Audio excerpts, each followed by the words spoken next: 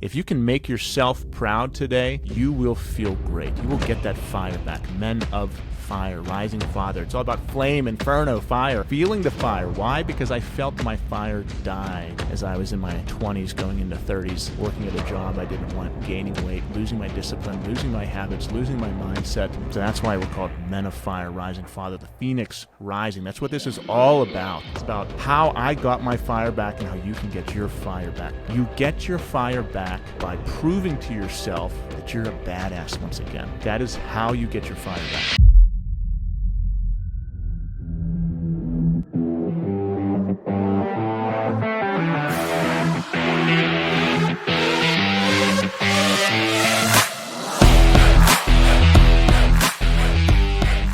Hi everyone, welcome to the Rising Father podcast. I'm Chris Rodack. I'm day 3 into my fast.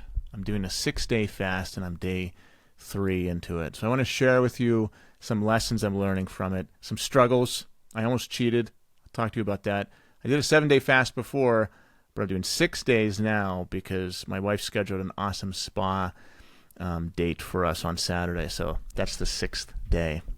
So I'm not going to fast through that.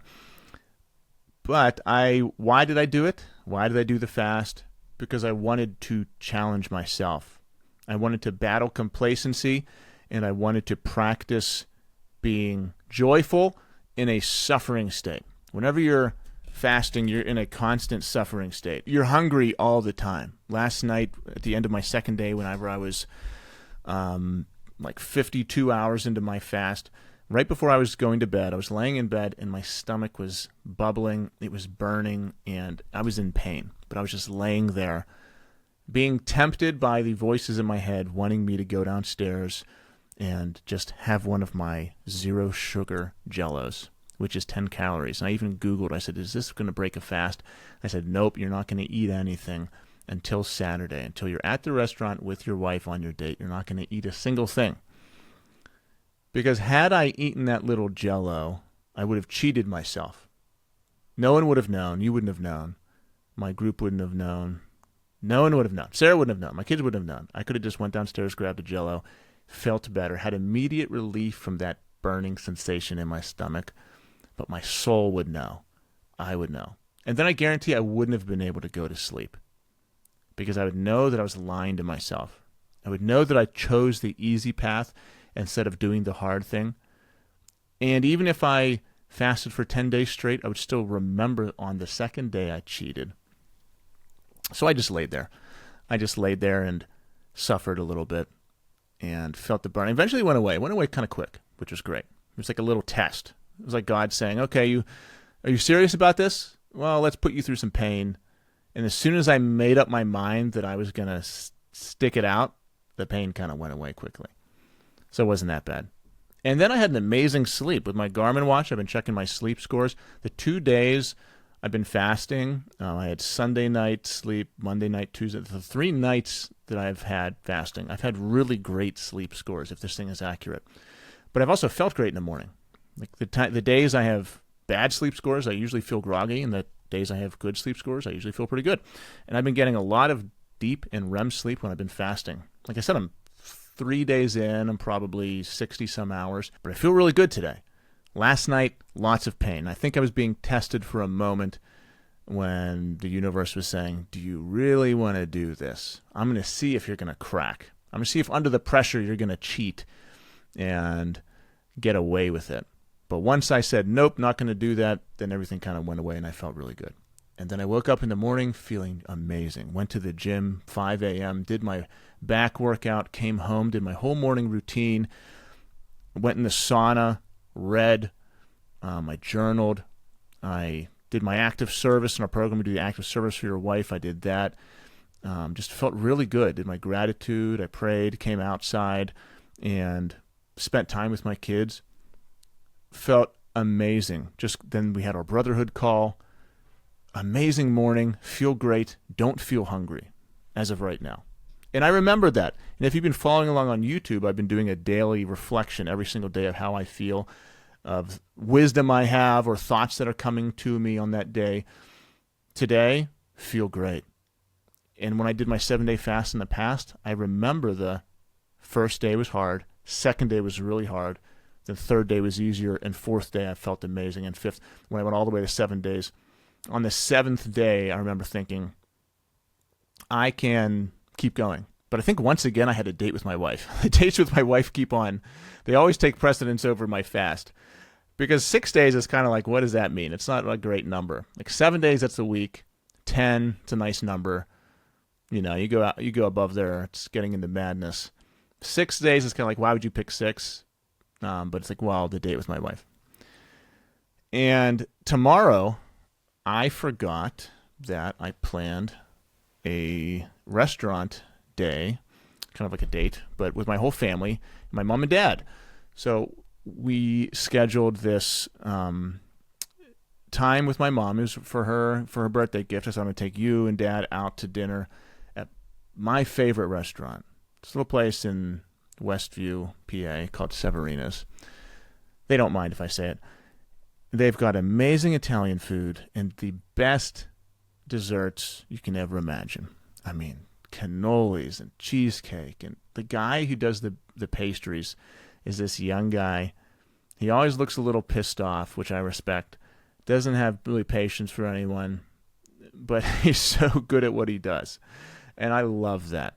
One day I went to this restaurant and the cook, I don't know if he's the owner or the cook, came out, and this guy was mad that his food wasn't ready in time, so the cook came out of the kitchen, yelled at him as he was. I was like, this is the kind of place I want to be, a legit place. Single location. You're going to wait a little bit, and people wait to get that food, but it's so worth it. I'm telling you, the best desserts I've ever had. So we're going there tomorrow night. And I forgot about that until yesterday when I looked at my Google Calendar and saw that date. And I thought, I've been telling everyone I'm doing a 6-day fast, and that'll be the end of my 4th day when I'm extremely hungry in my favorite restaurant in the world. And the thoughts came to my head. I said, I could just end it at 4 days. 4 days is an awesome fast to have. What's the point of going to 6? I said, you could eat dinner, have whatever you want, just not tell anybody. All these thoughts come to your head. You're not in control of them, but I'm not going to do that. I'm still going to go to the restaurant. I'm still going to show up. I'm still going to be talkative. I'm still going to communicate. I'm not going to just say, woe is me, and wallow in my misery. I'm not going to talk about the fast the whole time. I'm just going to be myself. It's a test. And that's why I'm doing this. It's just a test of my discipline and emotional control. Because right now there's no catastrophes happening in my life. There's no chaotic things happening. So I can control my reality right now. There will be times when I can't control it. There will be times when things happen out of my control and I'm like, oh my goodness, I wasn't expecting that. And how am I going to show up then whenever unintentional suffering comes? Like, what if I get in a car accident? What if my wife or kids get in a car accident? What if she loses her job? That's the kind of suffering I'm talking about. The daily suffering. Unintentional suffering. So right now I'm intentionally causing myself to suffer in practicing being happy, present, focused, showing up for my kids, showing up for my wife, not being woe is me, not being selfish about the suffering I'm going through. Just practicing being a light to my family, because I don't want to be just a whiny dad. I don't want to be cold, emotionless, shut down, unhappy. That guy just sits in the recliner. I don't want to be that person. So how can I not be that person? It is by right now practicing being the opposite of that person in the worst possible physical state, like laying in bed with a burning stomach when all I had to do is I could just walk downstairs and eat a piece of bread and I'd be happy. Or grab one of my protein bars. It's only a protein bar. It's healthy, right? Yeah, but I'd be breaking a promise to myself. So you become that cold, emotionless drag of a dad by not being able to handle moments like this. It's whenever times get tough, you just shut down. Whenever you have a downer at work or your wife is mad at you or your kids are crazy, you stop being yourself, you negotiate, you drop your standards, and you just shut down. You say, I give up. You put your hands in the air and you say, I give up. That's what happens. That's how you turn into those guys. It's by repeatedly doing that over your lifetime, over and over again. You keep on saying, enough, I can't handle it, I can't handle it. You start eating more whenever you get stressed. You start drinking more when you get stressed. You stop talking to people. You stop challenging yourself. You stop pushing yourself. You stop intentionally seeking discomfort, and you're always taking the easy way, and you're just slowly killing yourself, slowly sliding into complacency, slowly becoming this shell of the person you could be. I'm day 3 into this thing, and I feel the best I have in weeks. Mentally, confidence-wise, fire-wise. Like, I feel like I can attack life today, and I haven't eaten. Like, the pure thought, I know the old me would say, would be thinking about not eating for 5 hours and be like, I would kill somebody. I'm hangry. You don't want to see me when I'm hangry. I would flip out. But that's not my attitude anymore. I know that with the suffering comes wisdom and peace. Monks know something. Those Buddhists know something. That's why they go on those long fasts. Because they know if they do it, they're going to get some wisdom. And I do feel like I can speak clearly. I feel like I have good thoughts. And I have revelations that come to me whenever I'm in a suffering state. On a call this morning, a guy said, it's like, I feel a little out of it right now. And he's down, I don't know, 50, 60 pounds. He said, whenever I was in my cut, when I was eating, far less calories than I am now, I felt more enlightened. I felt more on fire. He said, I think I need to go back on my cut. And that's weird, right? You say, well, wait, if you have to go on a cut, you need to deprive yourself to feel enlightened? Yes, if you haven't done it, that's what happens. Whenever you intentionally cause yourself to be suffering and push yourself to the brink, you will feel wisdom. Wisdom will come to you. You'll feel enlightened. You'll feel like a higher version of yourself. When I do these long fasts, I feel like a higher version of myself. I feel elevated. I feel like I have better things to tell people. I get after I push myself through those hard nights like last night, I feel at peace. I feel on fire. Nothing bothers me as much. Nothing bothers me as much. Like, we have contractors at our house. If they do something that makes me mad or like did something sloppy, if I was full, I would be more emotional. In this 3rd day of my fast, I can calmly and stoically speak to them. I can stoically speak to them and handle myself with more control because over the past 3 days, I've been practicing being in control while I'm being attacked physically. So that is like game time. If something happens, if, say, my wife comes home from work today and she's mad, she starts yelling at me for no reason, doesn't happen. I'm lucky, but let's just say that happened. That would be like game time. Okay, you've been practicing to be stoic during the suffering state. How are you going to show up right now? Or let's say my kids come home and Nathan and Lauren start fighting. They break something. That's game time. It's what am I going to do then? How am I going to show up? Am I going to be happy, joyful, disciplined, stoic, or am I going to lose control because I can't handle it? Right now I'm practicing handling it. Because I do not want to be remembered as that emotional, screaming, angry, impatient, frustrated father. So that's why I'm fasting. I am causing myself physical pain so that I can practice being calm in the physical pain. But right now, I have no physical pain. It was physical pain last night for a little bit. Right now, I feel great. I feel really good. And that's the thing. It's like after you get through that suffering state, after you get through the pain, you have immense peace and joy. And I know that's going to hit at different times over this week. I'm almost not looking forward to eating on Saturday and wish I could extend it because I know you get these bursts of energy and dopamine throughout the day. And it just, you get these elevated levels of consciousness and mindset that you don't get whenever you're just full all the time. That is 1,000% the case. Whenever I'm bulking and I'm eating surplus calories, I do not feel as inspired as whenever I'm cutting or fasting. Whenever I am intentionally depriving myself of the good things in life, I feel better than whenever I'm giving myself the good things in life. It's weird, but it's true for me, and I think it's true for a lot of people. The people that constantly indulge feel the worst. When I constantly indulged, I felt the worst. When I was drinking more, eating whatever I wanted, sleeping in more, doing less work, indulging, watching more TV and Netflix, I felt the worst.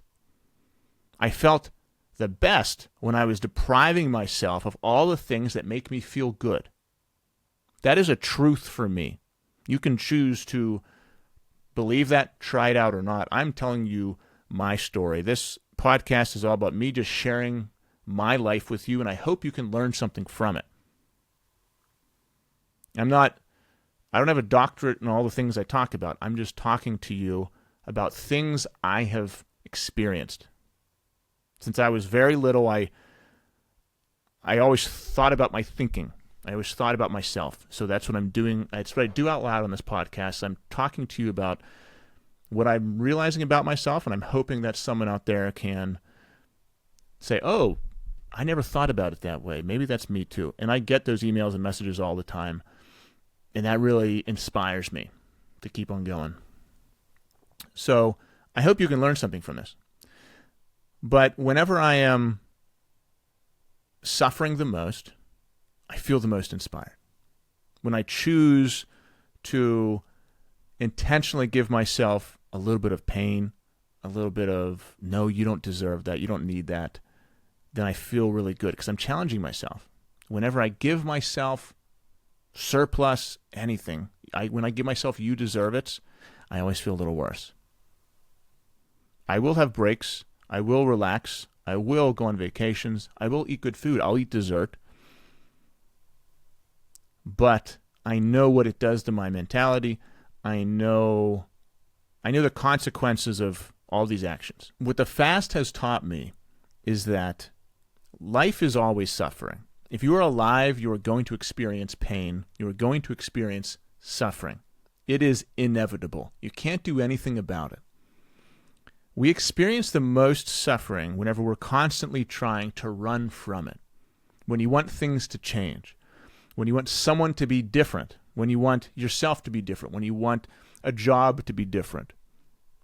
When you can't accept reality as it is. If only my wife was different. If only my kid was different. Then I'd be happy. Then you're never happy.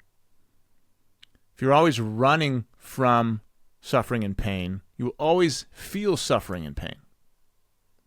If you are not running from it and you choose to live with it and you choose to accept it as part of life and you choose to know, how will I, as a guy in my group said this morning, dance in the rain?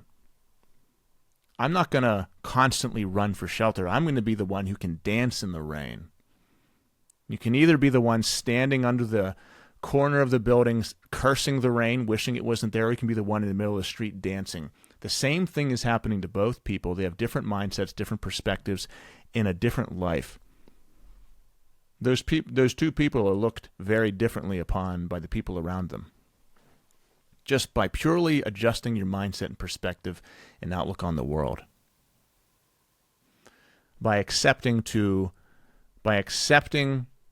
suffering of life or not accepting it. Like the guy who is mad that it's raining is not accepting the suffering of life. He wishes it was different. If only it wasn't raining, I'd be happy. If only it was sunny, I'd be happy. And I am guilty of this, guys. And girls. I know we got a lot of ladies who listen to this too. I check the demographics.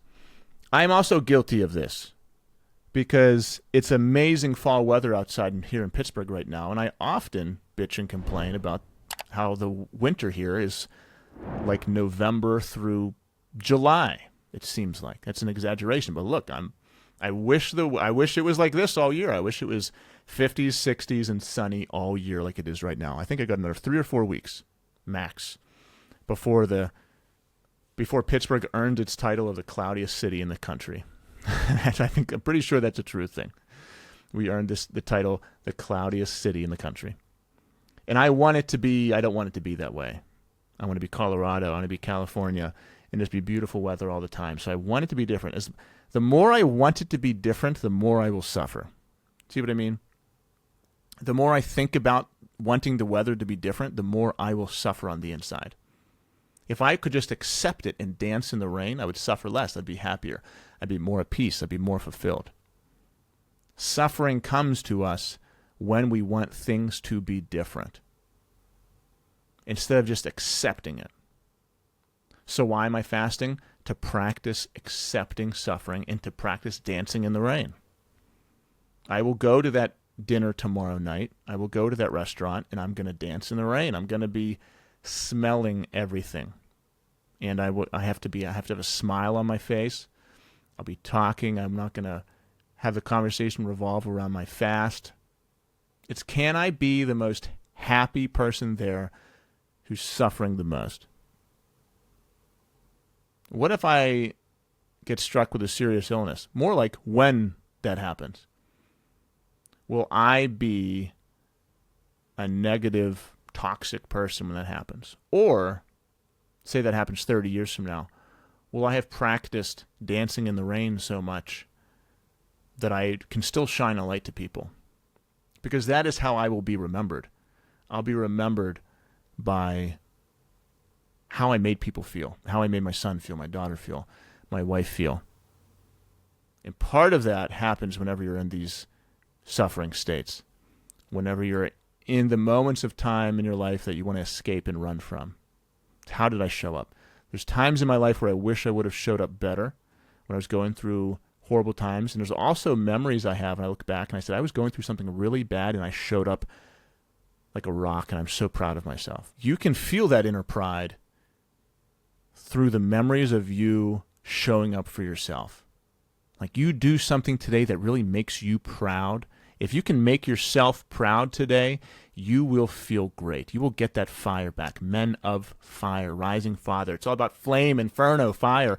Feeling the fire. Why? Because I felt my fire die as I was in my 20s going into 30s, working at a job I didn't want, gaining weight, losing my discipline, losing my habits, losing my mindset, losing my presence. I was feeling that fire I had as a 21-year-old living on my own, making $26,000 at Salem Schools in Ohio, a little farm country, and making no money, sharing a room, doing P90X, waking up at 5 a.m., working out for an hour and a half, then going to work, teaching elementary general music, then coming home and running 6-7 miles, eating nothing. I felt the fire so bright then. And then I let it die and turn in just a little flicker over the next decade. So that's why we're called men of fire, rising father, the phoenix rising. That's what this is all about. It's about how I got my fire back and how you can get your fire back. But you get your fire back by proving to yourself that you're a badass once again.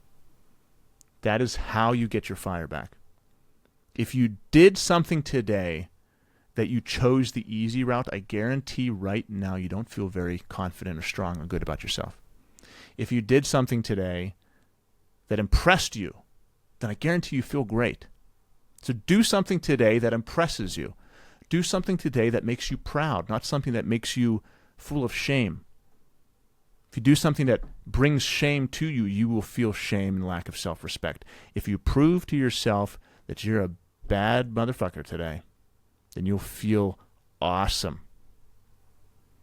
And I know every day that passes, I'm going to feel better and better and better because I'm proving to myself, yes, yes, yes, you can do this. You can do this. Look, I remember, I shared this on my call this morning, working at my job when I was a middle school teacher, standing outside in the snow and doing bus duty. You're just standing outside, freezing cold. Not very inspiring. But I remember on some of those days when I woke up at 3:45, went to the gym, did my morning routine, cleaned up the house, worked on my business, and then went to my full-time job, just standing out there 7:30 a.m. in the snow, having middle school kids just walk by you, and you're just cold and wet, and then you have to go inside and teach 8 periods of middle school band. With a big smile on my face, feeling amazing on the days that I just crushed it in the morning. On the days that I proved to myself that maybe you are more than you think you are. That's what it is. It's maybe you are more than you think you are. Why? Because of what you did this morning. You're not the lazy guy. You're not the undisciplined guy. Maybe your future is possible. Maybe those dreams you have for yourself can happen. And when on those days I proved to myself who I was in the morning, the future became more clear, and I became more excited, and I had more hope. But every time we negotiate with ourselves, the hope dies, and we bring despair to ourselves. Every easy decision we make with ourselves brings despair and kills the hope, kills the excitement. The days I felt the best were the days I pushed myself the hardest. The days I nailed my wake-up time, crushed myself at the gym. I was just standing out there feeling, oh my God, I have abs. I have a six-pack. Pulling up that picture on my phone, seeing myself 250 pounds, knowing I was 60 pounds lighter. It's like, oh, you can change your life. You aren't that guy. You can be a different guy. Feeling the excitement and fire of that hope of a life that is yet to be lived. And every time you do something that makes you proud, that hope is clearer and clearer. But every time you negotiate with yourself, you don't take risks. You don't invest in yourself. You miss your wake-up time. You take the extra drink. Once again, you don't go to the gym. Once again, you don't stick to your diet. You break another promise. Every time you do that, the hope and fire dies. So this suffering state I'm in is creating fire, confidence, strength within me. I'll lose a little bit of muscle mass. That's okay. I'm not trying to be C-bum or a bodybuilder. My main message is to men who have felt like I felt back in those days when you're down on yourself. You're doing things to prove to yourself that maybe your future isn't so bright. But you're proving that correct every single day by what you do. My message is to those guys, I want your fire to change. I want your fire to come back, because every day you make a weak decision, you are dampening it. You're blowing the smoke out. How do you get it back? How can you get that hope and fire and excitement back in your life? You get it back in your life by intentionally pushing yourself today, by intentionally suffering today, by doing the hard thing, by not indulging. Every time you indulge, you make yourself weaker and you put that fire out. This is the path that I took to change. I want you to take it too. Choose the hard way today. Choose purpose over pleasure.